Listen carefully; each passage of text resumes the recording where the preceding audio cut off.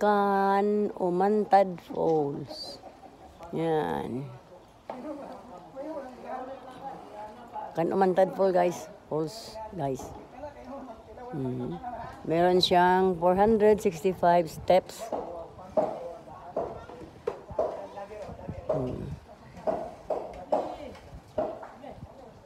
Kung nasa 200 meters ito, guys.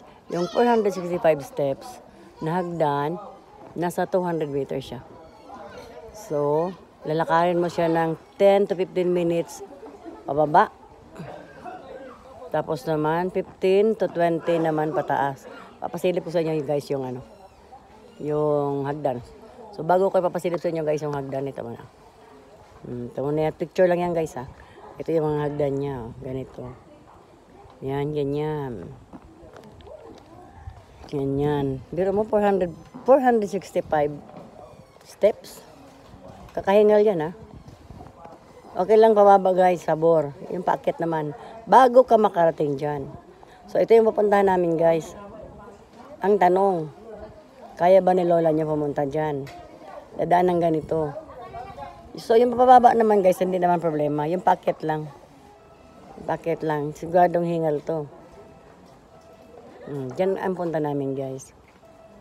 Dito to, guys, ha. Kandihay, Bohol. Kandihay, Bohol. Yan, Can Umantad Falls.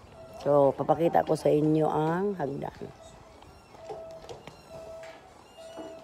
Wait. Yan.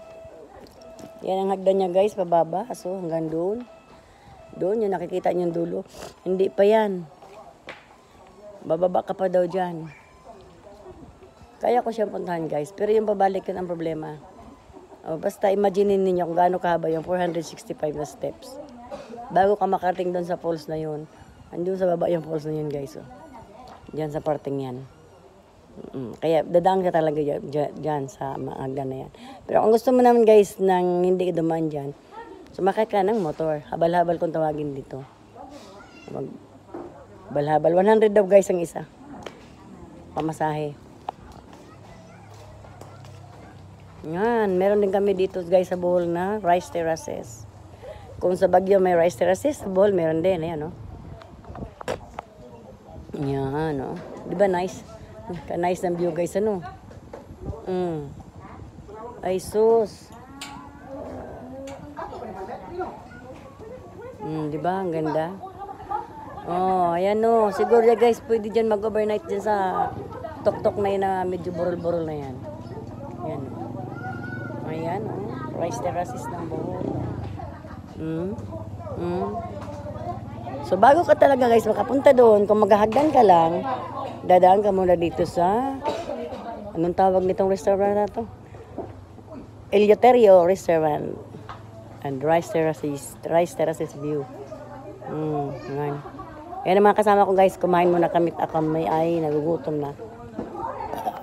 Ang oras, alas 2 na, guys, kami nakarating dito. Hapon, umalis kami ng bahay ng 10:30. Alas 2 na kami dumating.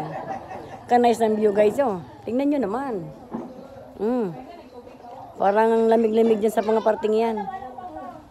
Yan, dito ko madalas, guys, makikita yung mga vlog ni Flora Miwa Boholana. Yan, yan lagi niyang binaview.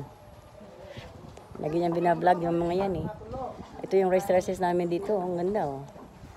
Kung maliit lang siya, pero cute naman. Ayan, may bumaba na. Ayan, bumaba na yung mga bata.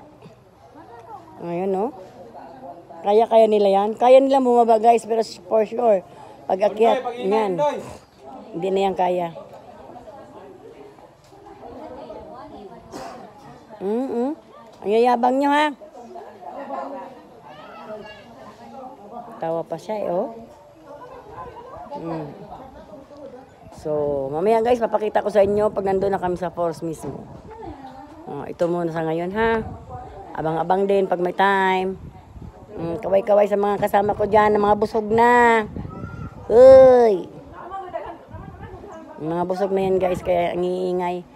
Kanina tahimik kasi gutom. Ngayon busog na yan, ang iingay na.